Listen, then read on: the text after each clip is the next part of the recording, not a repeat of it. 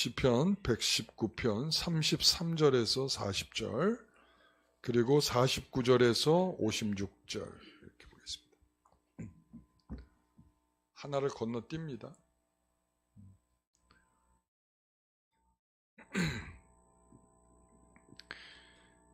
한 절씩 교독하겠습니다. 여호와여, 주의 율례들의 도를 내게 가르치소서. 내가 끝까지 지키리이다. 깨닫게 하여 주소서. 내가 주의 법을 준행하며 전심으로 지키리이다. 나로 하여금 주의 계명들의 길로 행하게 하소서. 내가 이를 즐거워함이니이다. 내 마음을 주의 증거들에게 향하게 하시고 탐욕으로 향하지 말게 하소서. 내 눈을 돌이켜 허탄한 것을 보지 말게 하시고 주의 길에서 나를 살아나게 하소서. 주를 경외하게 하는 주의 말씀을 주의 종에게 세우소서. 내가 두려워하는 비방을 내게서 떠나게 하소서. 주의 규례들은 선하심이니이다. 내가 주의 법도들을 사모하였사오니 주의 의로 나를 살아나게 하소서. 주의 종에게 하신 말씀을 기억하소서. 주께서 내게 소망을 가지게 하셨나이다. 이 말씀은 나의 고난 중의 위로라. 주의 말씀이 나를 살리셨기 때문이니이다. 교만한 자들이 나를 심히 조롱하였어도 나는 주의 법을 떠나지 아니하였나이다. 여호와여, 주의 옛 규례들을 내가 기억하고 스스로 위로하였나이다. 주의 율법을 버린 악인들로 말미암아 내가 맹렬한 분노에 사로잡혔나이다. 내가 나그네 된 집에서 주의 율례들이 나의 노래가 되었나이다. 여호와여, 내가 밤에 주의 이름을 기억하고 주의 법을 지켰나이다. 내 소유는 이것이니 곧 주의 법도들을 지킨 것이니이다. 아멘. 이제 마지막 타임이 됐습니다. 기쁘시죠? 네.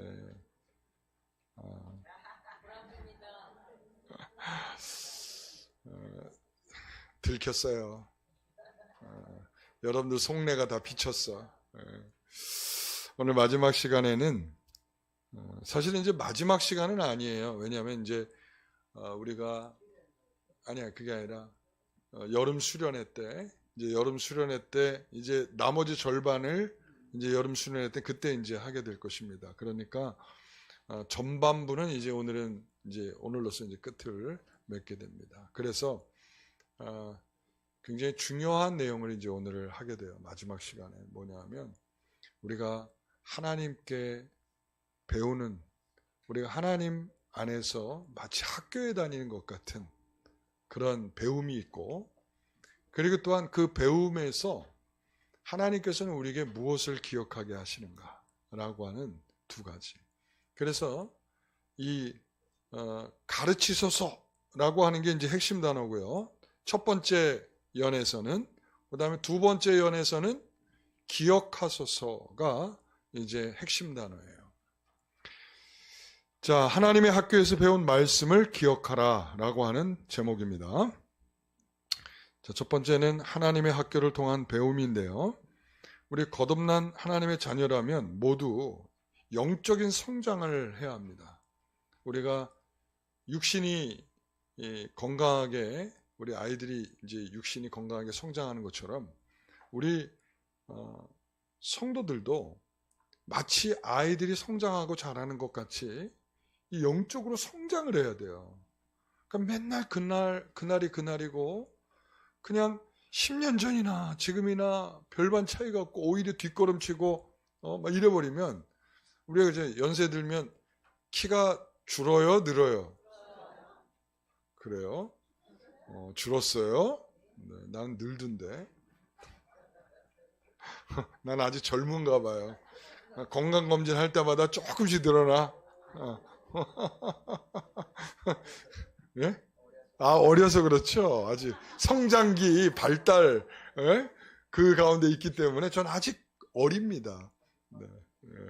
여러분, 성장은요, 우리가 왜 신앙생활을 해야 되느냐? 여러분, 왜 신앙생활을 해야 되느냐? 우리가 신앙생활을 해야 되는 이유가 바로 거기에 있는 거예요. 하나님께서는 우리에게 신앙생활을 하는 이유와 목적을 우리의 성숙에 두고 있어요. 그러니까 우리가 성장해 가는 거예요. 그러니까 우리는 언제까지 자라야 됩니까? 그러면 언제까지 성장합니까? 갈 때까지. 그렇죠. 그거예요. 네. 우린 거룩한 성도로 되어가는 과정 중에 있습니다. 그렇기 때문에 우리의 목표는, 완성은 뭐냐면 조금 더 흠이 없는 거룩한 성도로 주님 앞에 서는 게 목적이야. 그러니까 우리는 모두는 그 목적을 위해서 오늘도 이렇게 열심히 배우고 있는 거예요. 우리 권사님이 이번에 성경학교 때 몇 명 정도 나올 것 같아요? 우리 한 50명 정도, 한 80명 할걸. 내가 좀 속으로. 50명 했더니 그냥 딱 50명만 오는 거야, 오늘. 진짜 속상하게. 참. 그래요? 내게 들린 대로? 난 내게 들린 거는 없는데, 그냥 좀 더 80 이럴걸. 여러분, 우리는요, 교회에서 누군가는 이렇게 영적인 일에, 성숙해가는 일에 관심 있는 성도들이 있다는 게 전 너무 기뻐요. 그게 몇 명이냐는 중요하지 않는 것 같아요. 그러니까 이 일에 관심이 있어가지고 나는 성장하고 싶어요. 말씀을 배워서 깨달아서 주께서 원하는 대로 한번 살아보고 싶어요 라고 하는 그런 신앙적인 마음을 갖고 있는 성도들이 있다는 것만으로도 저는 기쁘고 행복합니다. 저는 행복한 목사예요. 네. 여러분들이 있어서 저는 아주 행복한 목사랍니다. 네? 네. 그래요? 자, 그래요. 여러분, 우리의 교과서는 그래서 뭘 통해서 우리는 배웁니까? 성경을 통해서 배우죠. 성경을 통해서 배우고, 그래서 오늘날 우리가 교회에서 보면 성경을 우리가 배워야 되는데 성경을 잘 안 가르친대요. 그 왜 그럴까요? 성경을 잘 안 가르친다는 거야. 배울 기회들이 없대. 그러니까는 한때 우리 신천지가 난리쳤을 때 그 사람들이 많이 넘어가게 된 게 뭐냐면, 우리 교회에서는 성경 공부를 안 시키는데 거기는 성경 공부를 시킨대요. 그러니까 성경 공부 우리한테 와서 성경 공부 좀 해봐. 그러니까는 우리 교회에서는 안 하니까 가가지고 또 갔더니, 이야, 이건 한 번도 들어본 적이 없는, 당연하지. 이단들이 하는 말이 뭐 한 번도 들어본 적이 있는 말 같으면 이상한 말이죠. 저 제대로 된 말이죠. 뭐야 지금 내가? 내가 말이 꼬였어요. 그러니까 그들이 하는 말이 이상하게 들려야 되는데 이상하게 안 들린다는 그 자체도 대단한 거예요. 문제가 있는 거예요, 그 사람도. 그러니까 우리는 왜 이런 지경이 됐느냐 이렇게 진단을 해보면, 교회들마다 성경 공부를 잘 안 해. 그러니까 진리에 대한 이 탐구와 욕구들이 별로 없어. 그러니까는 다 어떤 화가 되어가고 있냐면 문화센터 화가 되어가고 있어요. 문화센터. 그러니까는 교회에서 정작 가르쳐야 될 성경은 안 가르치고, 맨 다른 거 뭐 꽃꽂이, 그리고 뭘 또 하더라? 그래요. 그런 프로그램들 많죠. 근데 성경을 가르쳐야 되는 프로그램들은 없고 맨 이상한 프로그램들이 많단 말이에요. 근데 저도 이해는 가요. 왜냐하면 성도들이 영적인 식욕이 없어. 그러니까 영적인 식욕이 없는 사람들한테 이 성경을 갖다가 대봤자 밥맛 없으니까, 먹어요 안 먹어요? 먹을 생각들을 안 해. 네. 그래도 여러분들은 식욕이 있는 분들이에요.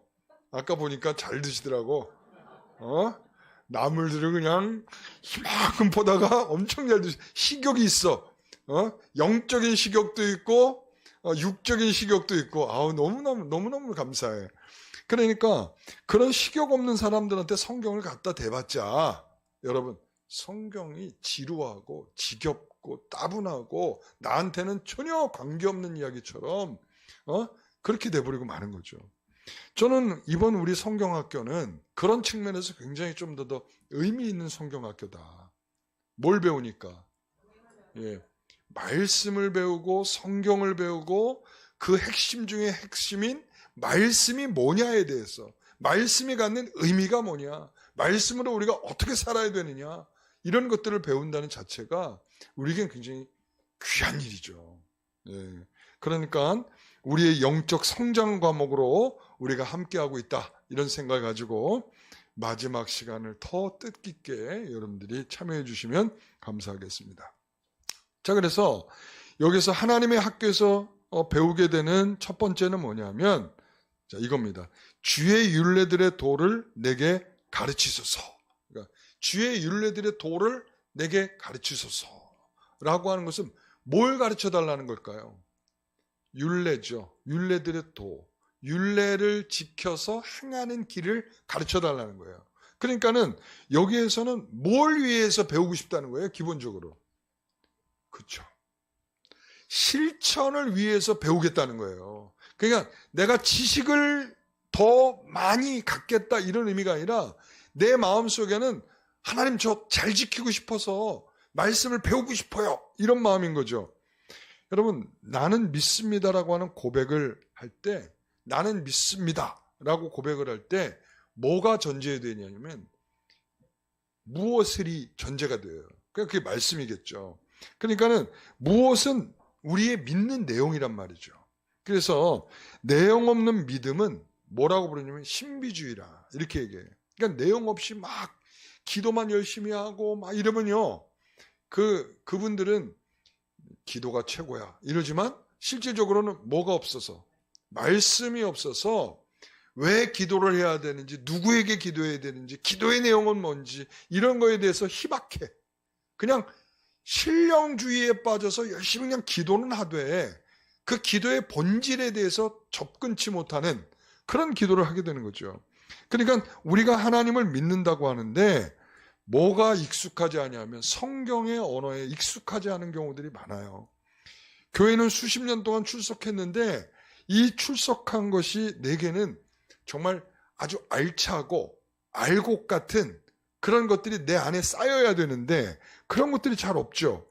우리가 하나님을 바르게 알 때 신앙은 견고해지는 것인데 그 바르게 아는 것에 대한 이해들이 이렇게 충만치 못한 것이죠. 그래서 오늘 시편의 이 시인도 이렇게 말해요. 33절에 주의 율례들의 도를 내게 가르치소서.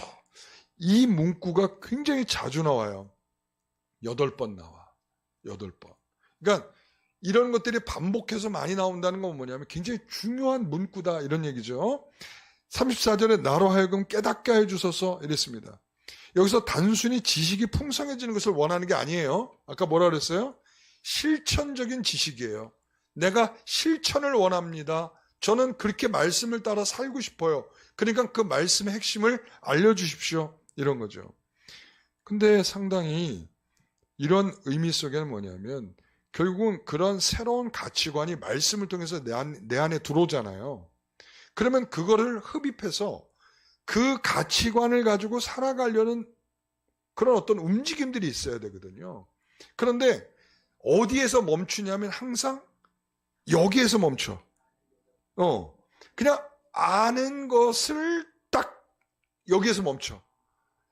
이게 그러니까 내가 나 너무 좋아요. 너무 알게 돼서 너무 행복해요. 근데 안 다음에는 없어. 그러니까 문제가 됐죠. 그래서 우리가 일반적으로 제가 이제 그러니까 저는 복음주의 교회들이 이제 복음주의 교회 수준은 이제 우리 교회 정도 복음주의. 개혁교회는 우리는 조금 가려면 좀 더 가야 되는 수준인데, 근데 개혁교회에서는 뭘 표방을 하냐면 지적인 것을 추구하고 지적인 거. 그러니까 많이 알아야 돼. 여러분들 우리 교회에서 하는 정도는 또 잽도 안 돼.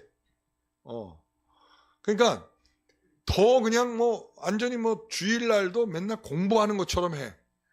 그리고 주일날 설교도 1시간 반 정도씩 해, 그냥. 한 번 예배해. 한 번 예배. 어때요? 제가 1시간 반, 지금도 내가 오늘 1시간 정도 설교했는데, 오전에도. 예? 여러분 1시간 정도 했더니 어때요? 좋죠? 좋죠? 앞으로 내가 그러면 1시간 이상 할 거야, 내가. 예? 화장실 갔다 오시면 되지 뭐. 손 들고 갔다 오면 되잖아요. 저 화장실 다녀오겠습니다. 그러면은, 예, 다녀오세요. 그러겠죠, 제가. 예? 그러니까, 이게 뭐냐면, 어디에 구원이 있느냐라고 생각할 때, 이분들의 생각은 뭐냐면, 아는 것이 구원이다. 이 생각을 해요. 그게 꼭 틀린 말은 아니에요. 근데 문제는 뭐냐면, 이런 분들이 뭐라, 야, 넌 그것도 몰라? 네가 그것도 몰라가서 너 구원 받겠냐? 이걸 이렇게 나타나. 그것을 알고 모르는 게 구원과 상관이 있느냐라고 말하면 여러분 아는 것으로 구원받는 건 아니에요. 그렇죠? 우리는 예수 그리스도를 믿음으로 구원받는데 그럼 그 믿는 내용이 뭐야? 그래서 그 아는 것이 필요하다는 거예요. 아시겠어요? 그러니까 지적인 것들이 왕성하고 더 많은 걸 알고 고퀄리티의 내용을 아는 것이 구원이다 이게 아니고요. 근데 이제 반대편에 있는 분들은 이제 이렇게 얘기를 하죠. 꼭 그런 것까지 알아야 돼? 어? 이제 딱 음성을 또 이렇게 좀 낮아서 꼭 그런 것까지 알아야 돼? 여러분, 이거는 양단에 다 문제야. 자, 전자는 뭐가 문제일까요? 지적 교만이죠. 지적 교만이죠. 이 후자는 뭐예요? 이 태만이죠. 그러니까 거기에 대해서 충실히 익혀가려고 하는 마음이 없어요. 그러니까 우리가 주의 말씀이 들려질 때 그것이 무엇인가 확인하고 깨닫고 들을 수 있도록 기도하면서 하나님 제가 이 말씀이 제대로 이해될 수 있도록 은혜를 주십시오 하면서 열심히 듣는 마음들이 있어야 되는데 문제는 뭐냐면 서로 간에 둘 다의 공통점이 있어. 그 공통점이 뭐예요? 서로 간에 비판적이라는 거야. 그러니까 지적으로 왕성한 사람들 넌 그것도 몰라? 라고 한다면 또 반대쪽에 있는 사람 너는 꼭 그것까지 알아야 되냐? 라고 이제 얘기를 하는 거예요. 그러니까 이 양단은 다 그러니까 우리가 좋은 거야. 할렐루야. 왜 그런가 하면 우리는 그런 말을 안 해. 그러잖아요. 아니 어떤 성도들은 목사님 설교가 어려워요. 이런 사람들이 있어. 여전히. 난 진짜 한 대 때려주고 싶긴 한데 아니 지금 나도 지금 설교를 내가 우리 교회에서만 지금 10몇 년을 했는데 이제는 좀 알아들을 만도 하잖아요. 이제는. 그렇죠? 근데 그건 때린다고 될 일이 아니기 때문에 제가 안 때리는 거예요. 만약에 때려서 될 것 같으면 제가 한 대 쳐 박았죠. 그러나 때려도 안 되는 일이기 때문에 제가 그거는 하나님께 맡겨드리는 거죠. 그래서 우리는 하나님께서 알게 하시는 것도 하나님이시요. 또 그것을 눈을 가려서 계속 못 알아듣도록 하는 것도 하나님의 역사라고 저는 생각을 하기 때문에 거기에 대해서 저는 노터치를 하는 거예요. 왜 넌 그것도 몰라 안 하는 거고 넌 왜 그걸 아느냐고 자랑할 일도 아닌 거예요. 여러분 그래서 참 우리가 딱 좋은 것 같아. 딱 좋은 것 같아. 여러분 그래서 하나님께서 우리 영광교회가 저는 계속 발전되어 가는데 의미가 있다고 봐요. 그러니까 우리가 이 정도 우리가 체급이 이 정도 돼요라고 스스로가 이렇게 뭐 만족하면서 스스로가 위세를 드러내듯이 그렇게 안 하고 계속 나는 좀 부족한데 하면서 계속적으로 이 발전해 가고 있는 모습이 저는 그게 좋은 것 같아요. 그러니까 저도 만약에 개척을 해가지고 개혁교회를 이뤘다라고 생각하면서 막 교회를 그렇게 하고 있었으면은 저도 똑같았을 것 같아요. 근데 제가 갖게 된 마음은 뭐냐면 나는 늘 부족하다는 생각을 하는 거야. 나만 부족한 게 아니라 우리 성도들도 부족해. 그래서 계속 나는 조금씩 우리 성도들과 이 보폭을 맞춰가면서 성도들의 수준에 맞춰가면서 조금씩 나 역시도 발전해 가고 있고 성도들도 계속 발전해 가야 된다는 생각을 하면서 그 걸음으로 함께 가고 있다는 게 참 복된 것 같아요.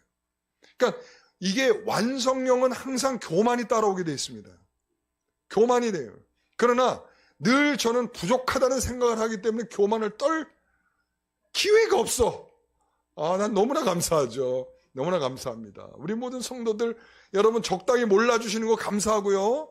그리고 여러분들이 또 열심히 하려는 분들이 있다는 것에 대해서 너무나 감사한 마음이 있어요. 이렇게 하다 보면 한 세월이 걸릴 텐데 이제 자, 그래서 우리 성령의 감화로 말씀을 깨달아 새로운 가치관으로 의로운 길을 걸어가고자 하는 것인데, 자, 두 번째예요. 이제 작은 두 번째, 나로 하여금 계명의 길로 행하게 하소서 그랬습니다. 두 번째 기도는 뭘까요? 순종을 깨닫게 해달라는 거예요. 순종을. 그러니까 이 계명의 길로 행하게 하소서 그러면서 33, 34, 35절에 이렇게 얘기를 해요. 여호와여 주의 율례들의 도를 내게 가르치소서 내가 끝까지 지키리이다. 34절 나로 하여금 깨닫게 해주소서 내가 주의 법을 준행하며 전심으로 지키리이다. 전심이 나왔어. 전심. 35절 나로 하여금 주의 계명들의 길로 행하게 하소서 내가 이를 즐거워합니다. 자, 저 PPT 좀 띄워주세요. 그 다음 거. 네, 이 공식이 있어. 공식 제가 자 가르쳐 주소서. 가르쳐 주소서. 그 다음에 깨닫게 하여 주소서. 그 다음에 지키고 준행하고 그 다음에 전심으로 지키고. 자, 가르쳐 주세요. 저 몰라요. 가르쳐 주세요. 배웠어. 근데 배운 것이 진짜 내가 마음으로 뭐해지려면 깨달아지는 과정이 필요한 거야. 그러니까 지적으로 아는 것을 가르쳐 주소서 했으면 두 번째는 마음으로 깨닫게 하여 주소서. 세 번째는 지키게 하소서. 지키는 것. 그 다음에 마지막으로는 뭐예요? 그 안에 지키다 보니까 뭐가 생겨? 즐거움이 생겨요. 즐거움. 그러니까 우리가요, 엄한 데서 즐거움을 찾다 보면 그 즐거움이 어떻게 되냐면 완전히 누런 떡잎으로 떨어져 버려. 여러분, 얘도 자꾸 떨어지죠? 그죠? 왜 떨어져요? 네? 햇빛 못 보고 밀폐된 공간에 있다 보니까 물은 줘도 얘가 충분히 지탱할 만한 힘이 없다면 자꾸 썩어가기도 하고 그런 거예요.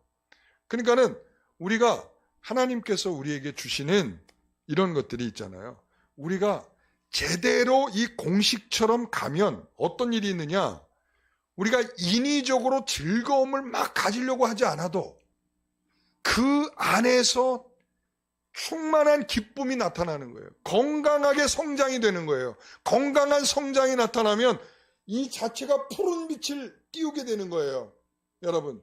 그러니까 우리는 뭐가 필요하냐면 바로 저런 과정들이 계속 필요한 거야. 그러니까 무슨 엄한 것을 하겠다, 뭐 재밌는 거 없어요, 우리 같이 여행을 가야 돼요, 뭐 해야 돼요, 이런 것이 아니고, 자, 공식 첫 번째 뭐라고요? 가르쳐 주소서.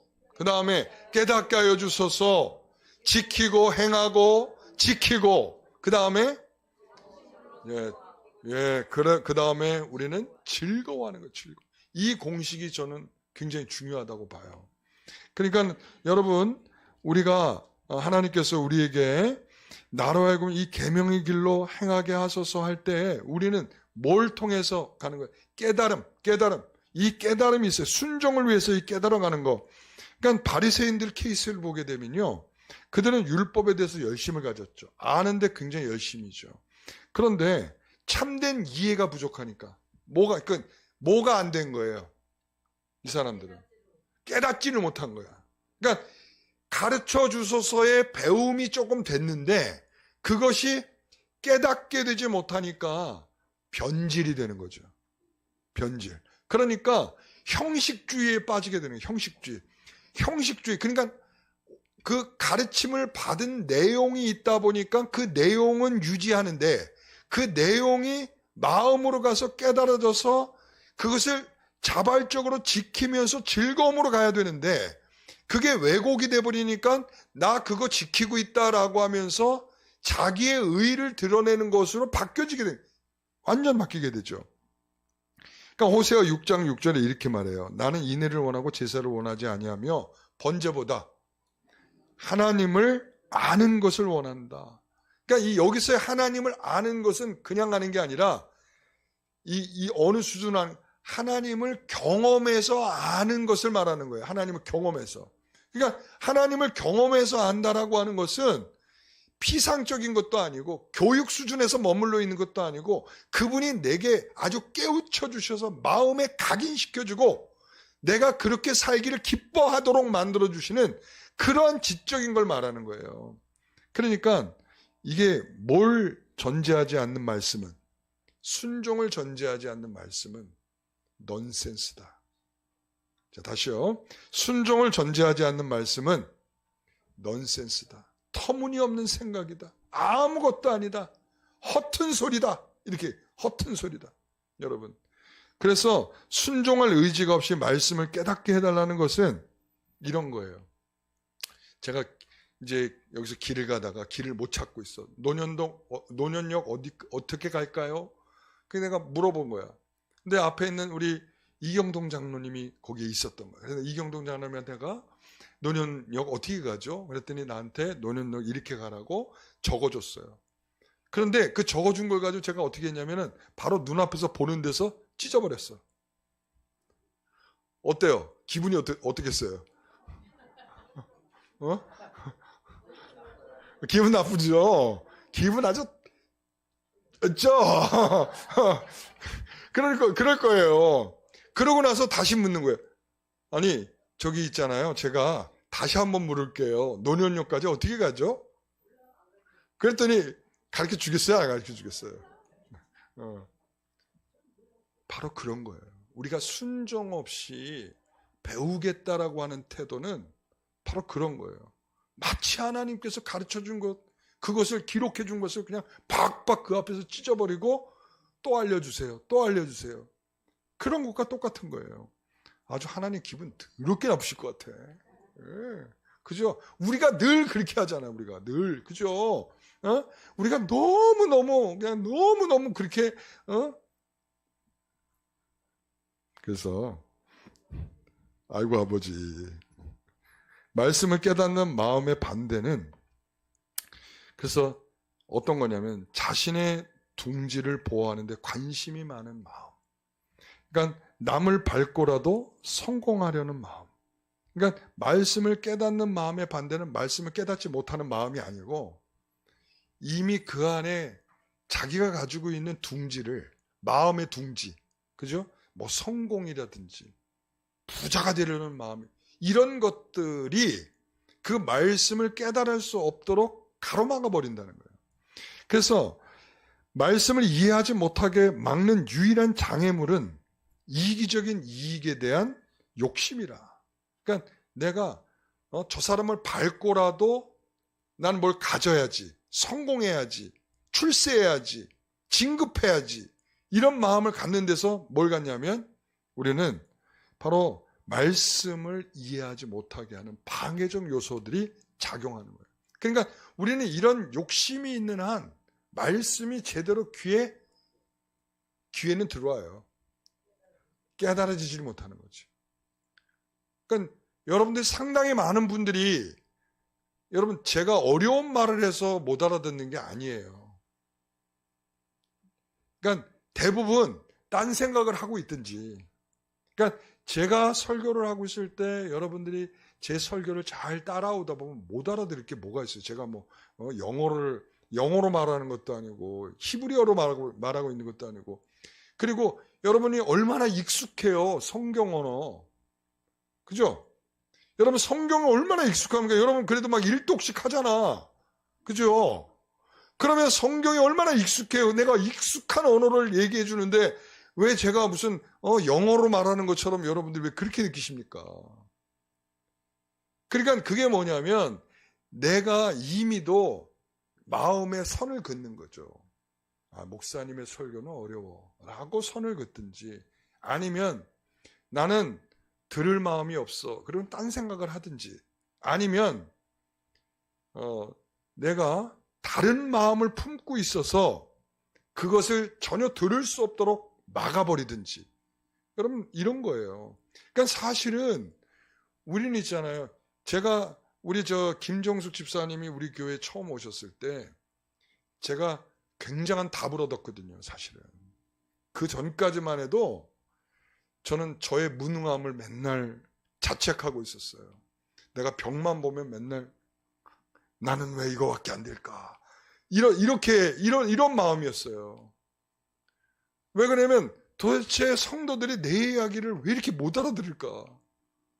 왜 이렇게 어렵다고만 하는 것일까? 근데요, 김정수 집사님 처음 교회 왔는데 오자마자 나는 그래서 교회를 신앙생활을 오랫동안 한 줄 알았어요.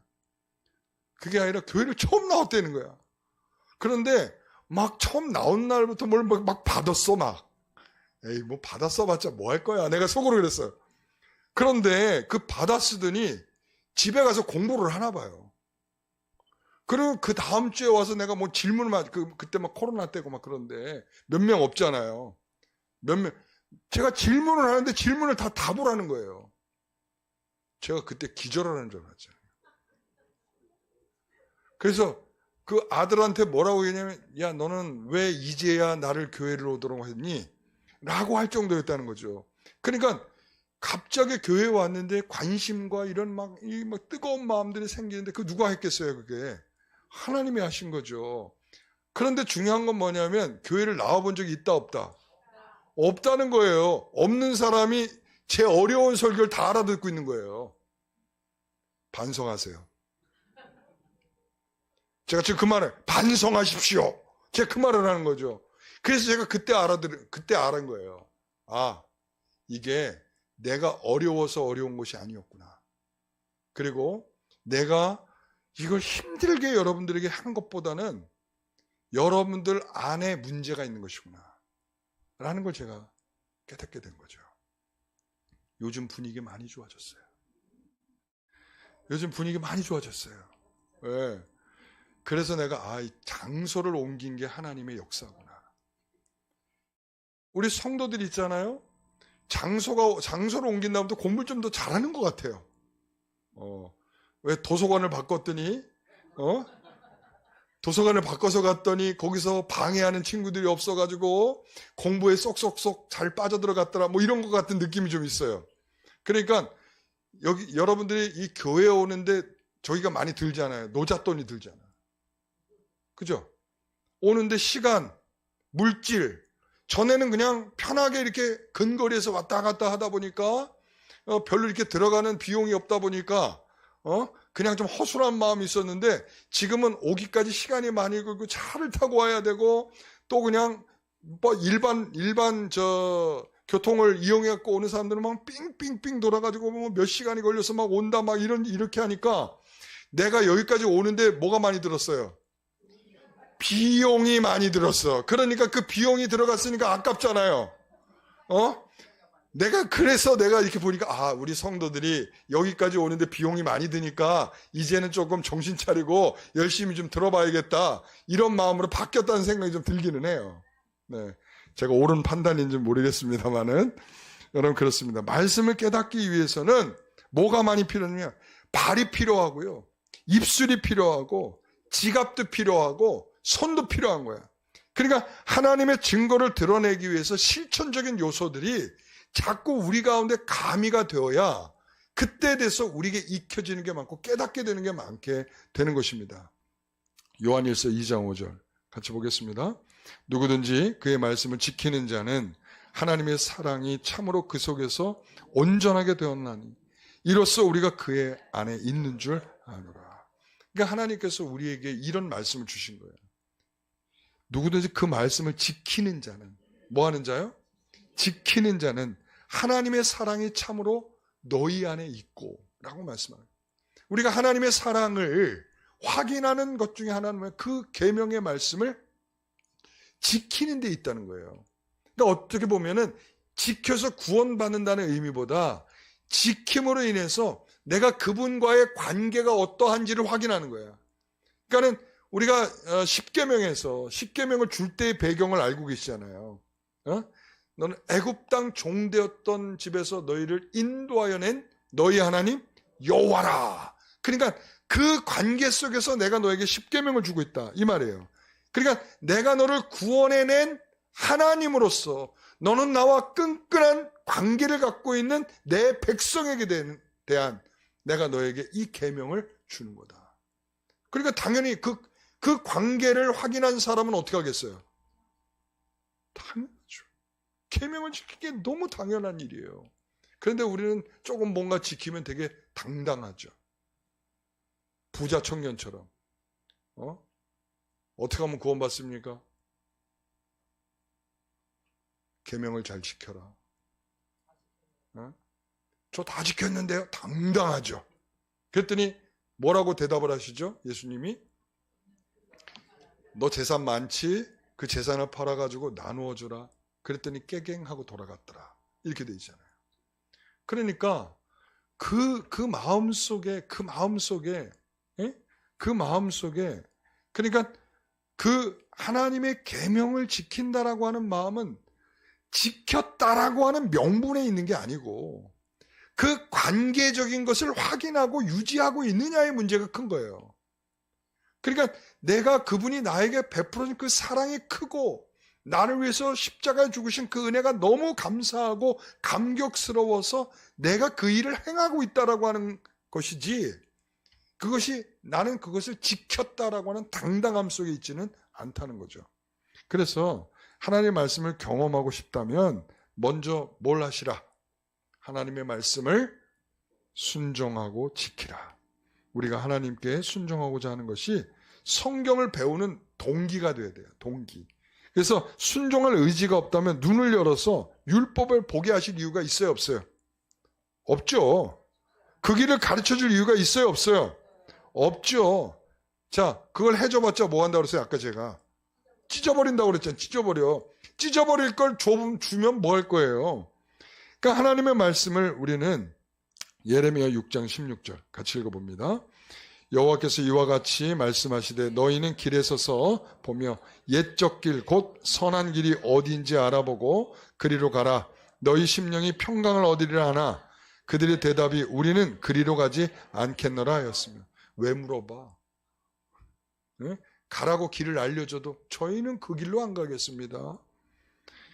우리 주님께서 좁은 길로 가라. 아니요.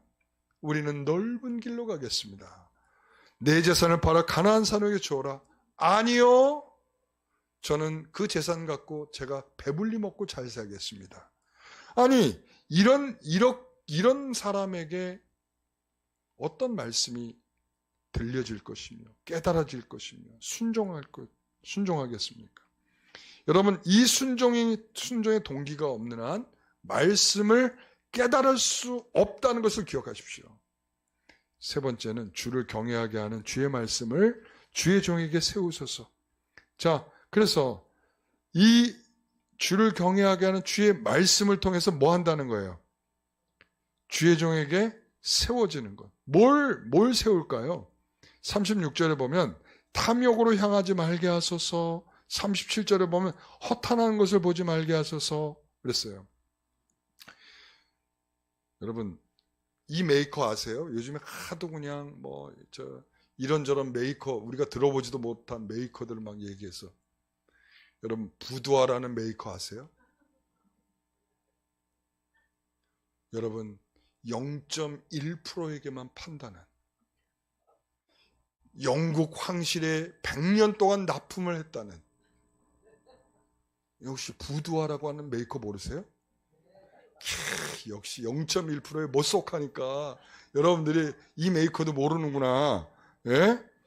근데요, 이거 어디서 만드냐면 동대문에서 만든대요. 18만 원 정도 비용이 들어가는데, 근데 팔리기는 몇 억에 팔린다는 거예요. 여러분, 실제는 아니에요. 되게 감동스럽게 보고 있는데, 여러분, 실제는 아니고, 여러분, 이게 넷플릭스 드라마에서 나오는 이야기입니다. 인간의 속물들을 겨냥해서 만들어낸 드라마예요. 그러니까 그 속물들을 겨냥해서 가짜 메이커를 만들어서 이건 0.1%만 사는 겁니다. 그리고는 이건 영국 황실에 100년 동안 납품한 아주 훌륭한 메이커입니다. 그렇게 여러분, 그런데 말이죠, 불티나게 팔리는 거야. 경쟁적으로 막 사가는 거야. 예, 대단하죠. 바로 그런 세상은 탐욕과 허탄한 것에 가득 찬 세상이라 이걸 보여주는 거예요. 여러분 탐욕과 허탄이라고 하는 말은 여기서 기도하죠. 탐욕으로 향하지 말게 하시고 어디를 향해? 주의 증거들에게 향하게 하시고 주의 증거들에게 향하게 하고 어디를 향하지 말게 해달라는 거예요. 탐욕으로 향하지 말게 하소서라는 거예요. 그리고 허탄한 것을 보지 말게 하시고 주의 길에서 나를 살아나게 하소서 이렇게 말한단 말이죠. 그러니까 여러분 이 탐욕은 뭐냐면 마음의 우상이에요. 무슨 우상이요? 마음의 우상. 탐욕은요 물질과 돈을 하나님의 자리에 올려놓고서는 그것을 그게서 딱 올려놓으니까 뭐 하냐면 다른 사람 것을 뺏지 않고서는 갖지 않고서는 견디지 못하는 거예요. 여러분 아합의 탐욕에 누가 걸려들죠? 나봇이 걸려들죠.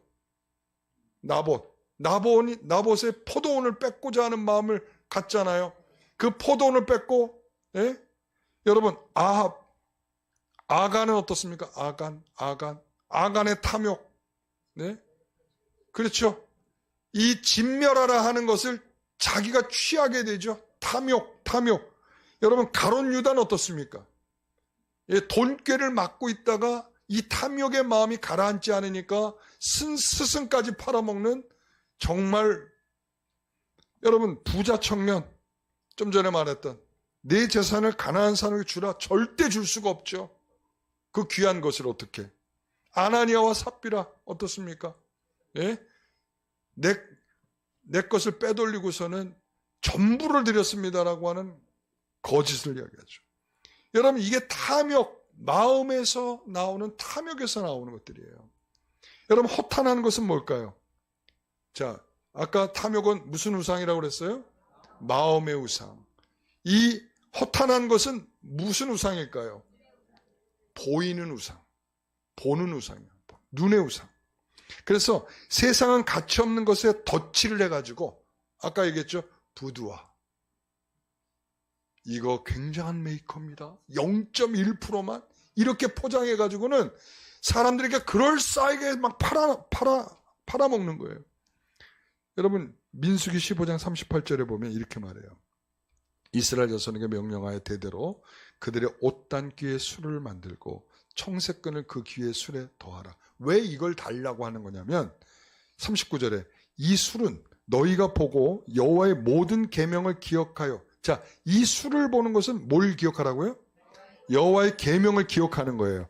자, 그래서 너희를 방종하게 하는 자신의 마음과 눈의 욕심을 따라 음행하지 않게 하기 위해서다라고 말해요. 그러니까 우리가 눈으로 유혹받을 수 있는 모든 것들을 끊어내기 위해서 뭐가 필요하냐면 이 술을 달아놓고서는 이 술을 보면서 하나님의 말씀을 지켜야 되는구나라고 하는 저 유혹에 빠지면 안 되는구나라고 하는 것을 확인하는 거죠. 이 육신의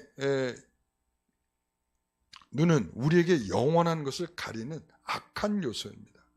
그래서 우리가 철로역정에 보면 무슨 시장이 나와요? 돗대기 시장? 도깨비 시장? 무슨 시장이 나오죠?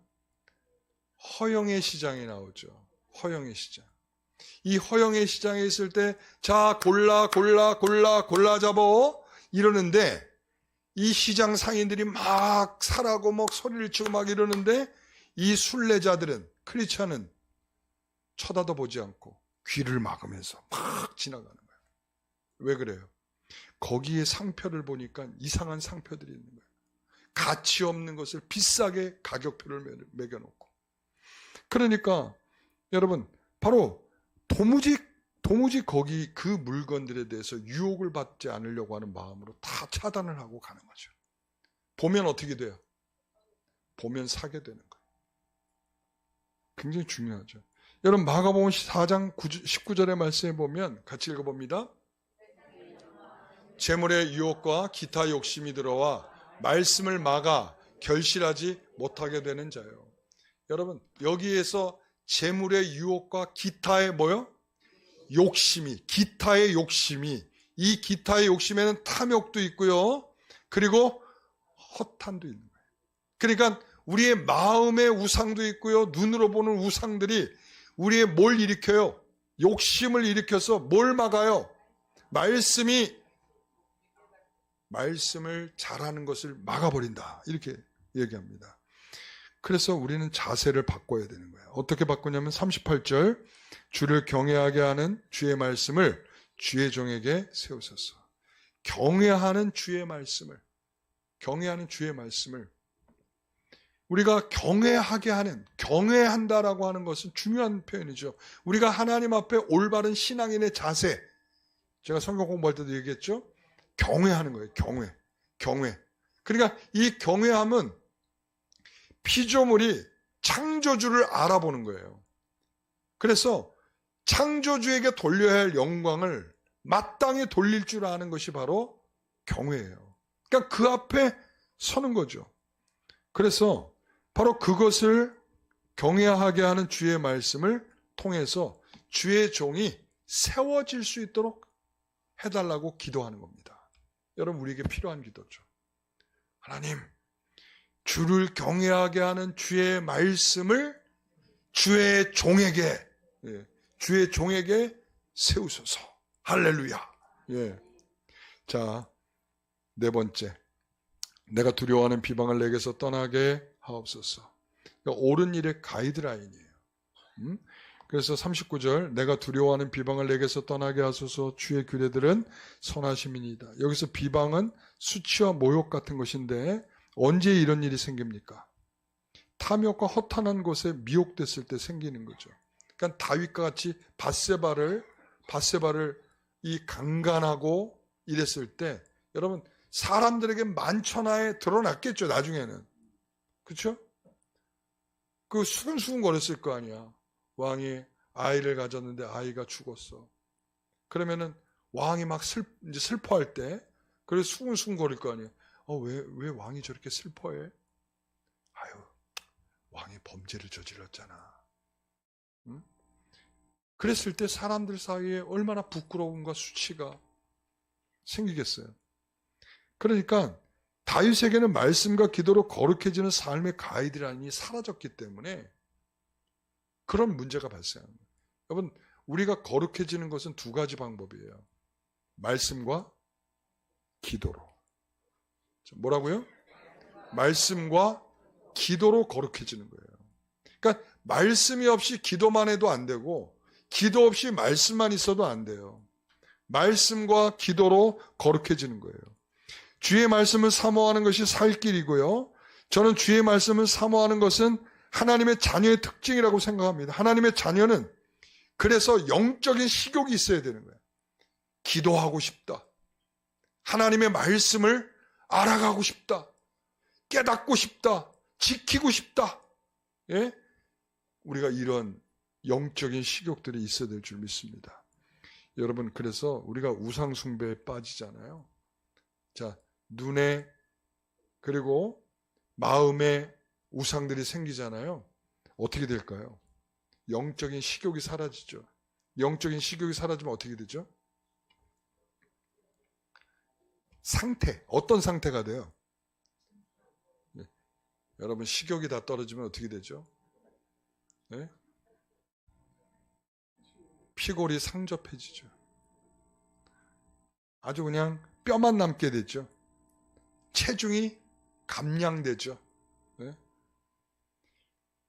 힘들더라고요. 저 식욕이 저는 왕성한 사람인데 이걸 식욕은 왕성한데 이 몸무게를 줄여야 돼서 덜 먹어야 된다고 하니까 이거 너무 힘들더라고요. 네, 그래서 하나님께 기도를 해야 될 것 같아요. 하나님, 식욕을 좀 입에 들어가면 모든 것이 달게 되는 이 놀라운 역사를 하나님 조금만 좀 줄여주십시오. 괜히 감사해요. 저는 어지간한 음식들은 입에만 들어갔다면 막 달아요. 너무 맛있고 너무 행복해. 근데 그러니까 몸이 어떻게 돼요? 계속 몸이 줄 기회가 없어. 저는요 조금만 주의하지 않잖아요.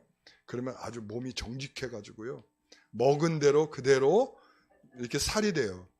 그래서 여러분 제가 마음만 먹고 한 3일만 먹잖아요. 그러면 있잖아요. 제가 한 5kg도 찔 수가 있어. 마음만 먹으면 전 찔 수 있어요. 마음만 먹고 빼는 게 힘들어서 그렇지. 여러분, 우리가 우상 숭배를 하면요, 영적인 체중이 계속 줄어들어. 그래서 주체할 수 없는 상황이 벌어지는 거예요. 설 수 없어요. 그리고 의욕도 사라져요. 아무것도 할 능력이 생기질 않아요. 그렇기 때문에 그 체중이 빠지지 않도록 여러분 영적인 식욕을 계속 가질 수 있도록 기도하십시오. 그게 바로 사모함인 거예요. 사모함은 영적인 바로 식욕과 같은 거예요. 자, 그래서 두 번째 큰 거. 하나님의 학교에서 이렇게 배웠어요. 그러면 내게 무엇을 하도록 하는 것일까요? 자, 이제 첫 번째는 말씀을 떠올리게 하는 힘이 있는 거예요. 기억의 축복을 주시는 거예요. 무슨 축복이요? 기억의 축복. 기억은 지난 일, 학습한 것을 떠오르게 하죠. 그래서 우리가 불행한 모습 중에 하나가 뭐냐면 치매죠. 그러니까 과거도 잘 기억 못하고 얼마 전의 일도 다 기억 못하고. 이 신명기는 그래서 하나님께서 우리에게 행하신 다양한 것들을 기억하라고 말씀하고 있어요. 그 기억은 학교에서 배운 것을, 즉 광야에서 배운 것을 어디 가서 써먹으라고, 가나안에 들어가서 써먹으라는 거예요. 그러니까 하나님께서는 다양한 측면에서 하나님을 기억하라고 말씀하시죠. 하나님께서 어떻게 행하셨는지, 어떻게 말씀하셨는지, 그리고 어떻게 인도하셨는지, 어떻게 구원하셨는지, 그리고 무엇을 약속하셨는지, 그리고 가나안에 들어가서 특별히 주의할 것은 무엇인지, 이런 기타 등등의 내용들을 하나님께서 다 설명해 주시면서 너희는 어떻게 살아라? 너희는 그렇게 살아라는 거예요. 그들은 광야 학교에서 철저히 기억 훈련을 받았어요. 만일 너희의 기억의 센서가 망가진다면 너희들은 이상한 행동을 하게 될 것이다. 여러분 요즘에 고속도로를 달리다 보면요, 어떤 문구가 전에는 없었는데 요즘에 새로 생긴 문구 중에 하나 뭐냐면 반자율주행 차들에 대해서 이 맹신하지 말라는 문구예요. 그러니까는 옛날에는 그런 문구가 없었어요. 그걸 그렇게 반자율해서 차들이 많이 다니질 않았기 때문에. 그래서 저는 굉장히 좀 잘 이용하는 편이거든요. 왜냐하면 제가 잘 졸아요. 그렇기 때문에 이 조는 것보다는 낫겠지 하고서는 이걸 쓰기는 하는데, 문제는 뭐냐면 이게 센서가 오작동을 해요. 그래서 차가 바로 앞에 있으면은 차가 이렇게 가다가 멈추면 센서가 작동해서 이걸 딱 멈춰야 되거든요. 그런데 이 센서가 제대로 작동을 안 하면 그냥 갖다 박아버리는 거예요. 이 사고가 꽤 많이 나거든요. 요즘에 고속도로에서. 그러니까 그 문구가 없다가 생긴 건 뭐냐면 이렇게 오작동되는 센서 때문에 맹신하지 마라, 이런 얘기예요. 그러니까는 우리가 이 광야 학교에서 배운 이 내용들이 기억의 센서에 잘 저장이 돼서 이 저장된 센서를 통해서 적당하게 잘 해가야 되는데, 이 센서가 망가지면 어떻게 되겠어요? 기억이 나질 않는 거예요. 멍청한 것이 되는 거예요. 작동하지 못하는 기계가 돼버리고 말죠. 그러면 어떻게 되겠어요?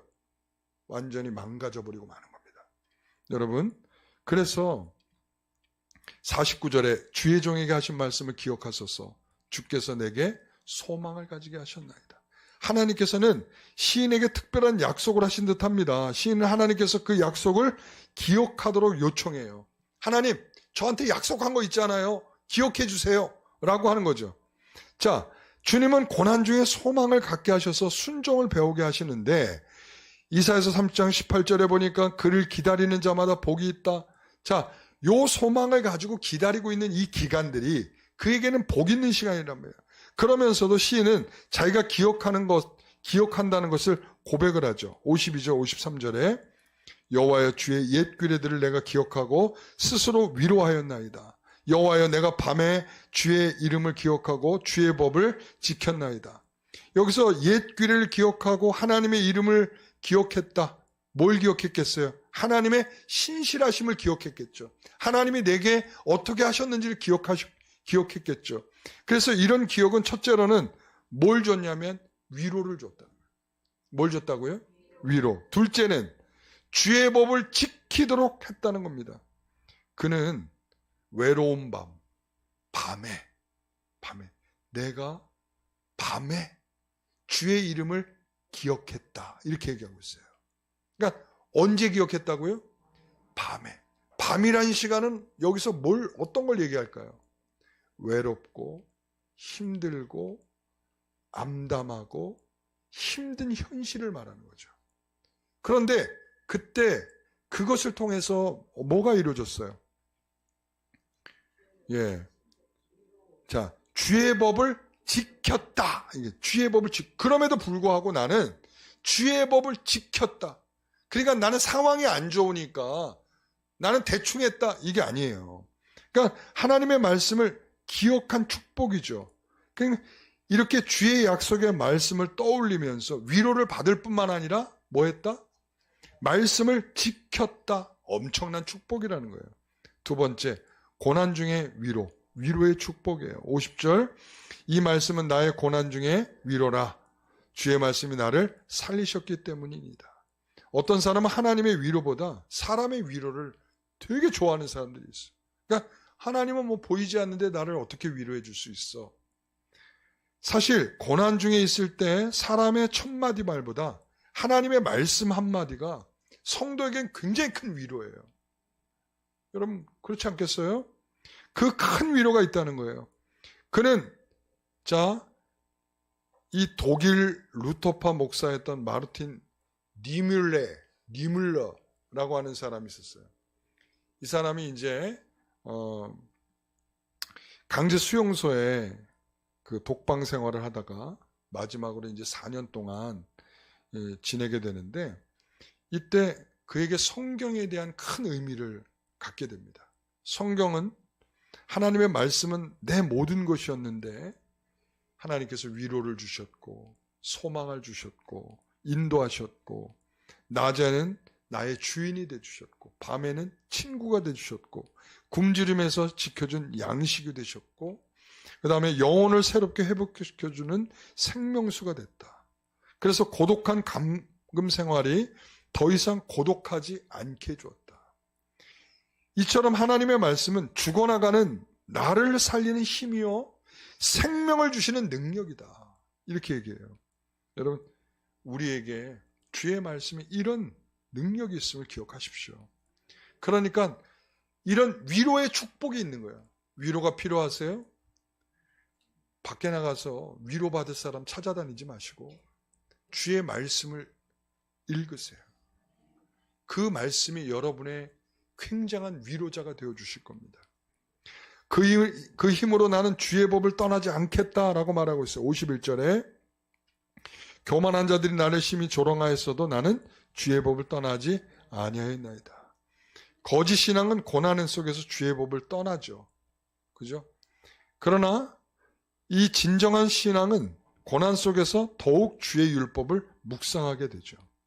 그러니까 다윗 같은 경우 압살롬이 반역이 일으켰을 때 황급히 피해서 도망치는데 도망가는 다윗을 향해서 이 사울의 친족인 시므이가 와서 온갖 저주를 퍼붓잖아요. 독설을 퍼붓고. 그랬을 때 그때 다윗의 반응이 뭐예요? 주의 법을 떠나지 않았다는 것을 보여주죠. 사무엘하 16장 11절에 보면 여호와께서 그에게 명령하신 것이니 그가 저주하게 버려두라. 이렇게 말해요. 여호와께서 그에게 명령하신 것인 줄 어떻게 아느냐. 다시 말하면 주께서 말씀하시는 것이다. 나는 그렇게 여러분 우리가 이 태도가 되게 중요해요. 우리는요. 들을 만한 사람들로만 우리에게 그 메시지가 전달받는 것처럼 생각을 해요. 우리는요. 어린아이에게도 하나님께서 그를 통해서 우리에게 들려주시는 말씀이 있어요. 그러니까 목사에게서만 듣는 것이 아니라 여러분 옆에 있는 성도들을 통해서도 주의 말씀을 들을 수 있는 거예요. 아셨죠? 그러니까 저 귀찮게 하지 마세요. 예? 그러니까 여러분들의 삶 속에서 주의 말씀이 들려질 수 있는 다양한 통로가 있을 수 있는데 바로 그게 뭐겠어요? 하나님께서 여러분에게 주는 위로의 축복이다. 이렇게 이야기할 수가 있는 거죠.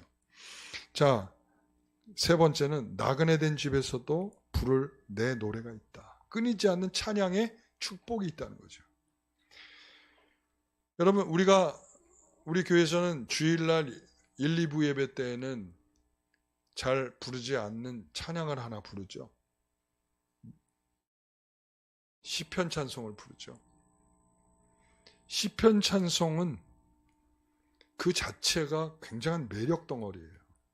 시편이 갖고 있는 특징이죠. 그러니까 그 자체가 노래의 가사이고 말씀이고 칼빈의 중심에 있는 우리의 입장으로서는 매우 필요한 찬양이죠.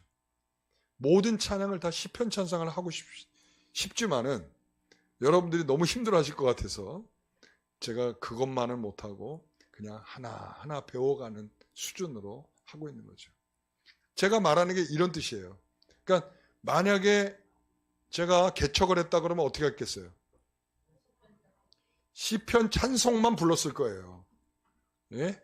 그런데 제가 여러분들을 만났기 때문에 제가 지금은 그냥 하나하나 배우면서 아유 그래도 하나라도 잘 불러주고 계셔서 너무 감사합니다. 이런 마음으로 하고 있는 거죠. 예? 내가 그렇지 않으면 제가 교만에 빠져서 찬송은 시편 찬송만이야 이러면서 여러분들한테 아니 시편 찬송 외에 다른 걸 불러 이런 악마적인 성도들이요 이렇게 되는 거죠. 네? 여러분 여기에서 나그네 된 집에서 부를 내 노래는 끊이지 않는 찬양의 축복이라는 거예요. 54절 같이 읽어봅니다. 내가 나그네 된 집에서 주의 율례들이 나의 노래가 되었나이다. 뭐라고요? 주의 율례들이 어떤 집에서? 나그네 된 집에서. 여러분 나그네 된 집은 하나님의 나라를 대비하는 이 세상의 나라를 의미해요. 그것은 이 땅에서 신자의 정체성이죠. 나그네. 내 집이 아닌 임시 주거지. 예? 그러니까 이것은 만약 눈물을 흘릴 수밖에 없는 괴로움의 장소.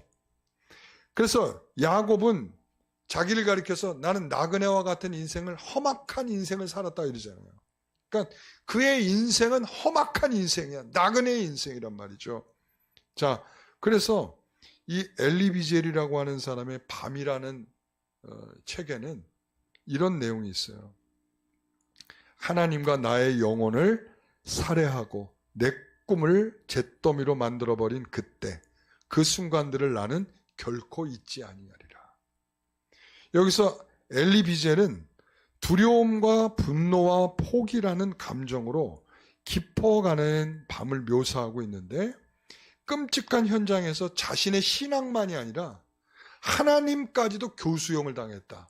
즉 그 표현을 해주고 있는 거예요. 그러니까 얼마나 끔찍한 밤에 이루어진 일인지 이것도 수용소에서 벌어진 일이거든요. 수용소에서. 이 고난의 밤에는 성도는 노래를 부를 수 없는가라는 거죠. 그런 밤에. 예? 시인은 그 밤에 주의 율례가 자신의 노래가 되었다. 이렇게 얘기를 하는 거예요. 자, 다윗을 들어서 보게 되면 다윗은 사울에게 쫓기면서도 노래하게 되죠. 시편 59편 16절 17절 같이 읽어봅니다.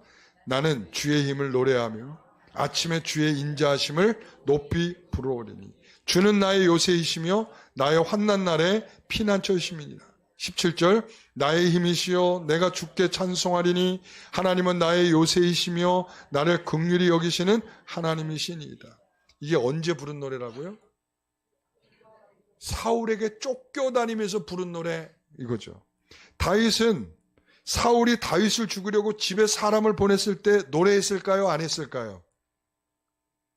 노래했어요. 57편 7절 같이 읽어봅니다. 하나님이여 내 마음이 확정되었고 내 마음이 확정되었사오니 내가 노래하고 내가 찬송하리이다. 아멘. 하나님의 말씀은 나그네 된 집에서 성도의 노래가 되었다라는 거예요. 여러분, 밝고 밝은 날에만 노래하는 게 아니라 구름 끼고 비 오는 날에도 우리가 하나님께 노래할 수 있어야 될 줄 믿습니다.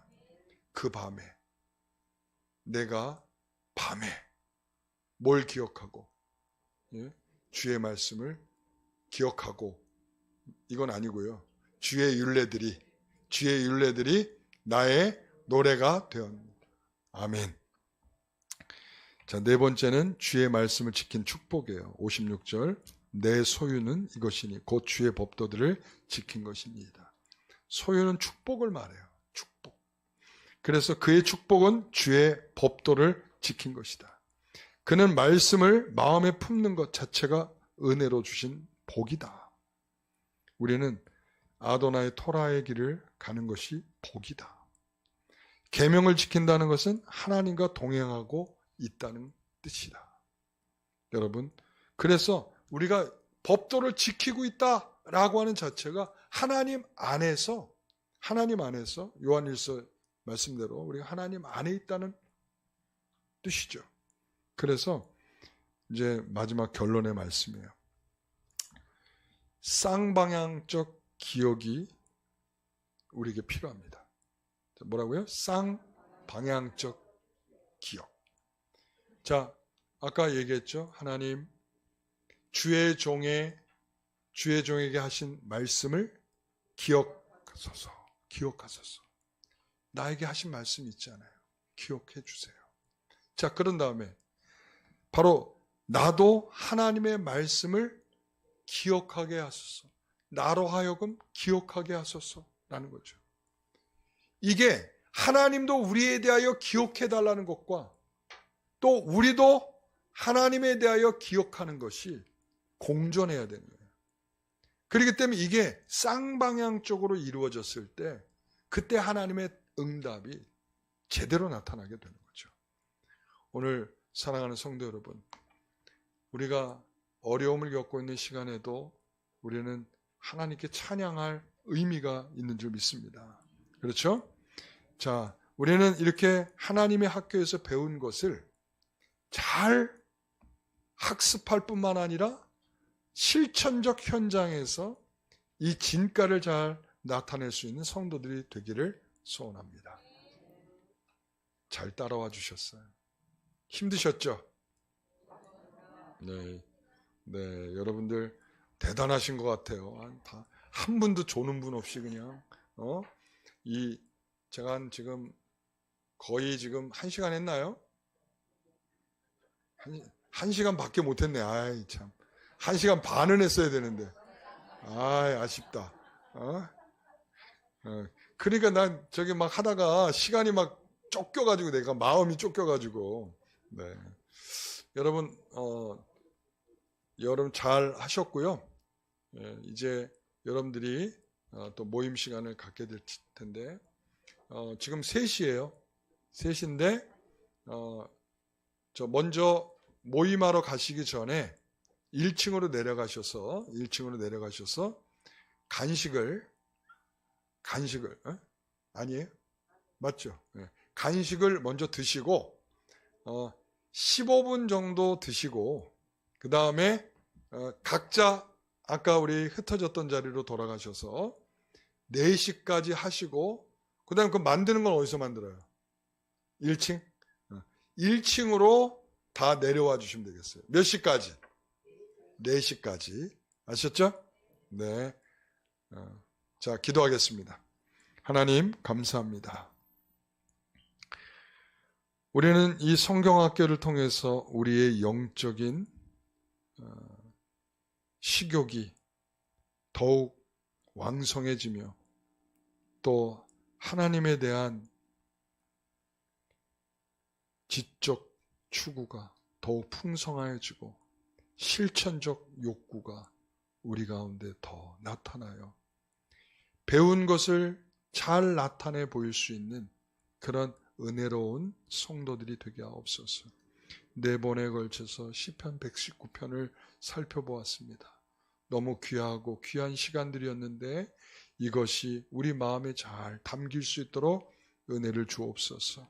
예수님의 이름으로 기도하옵나이다. 아멘.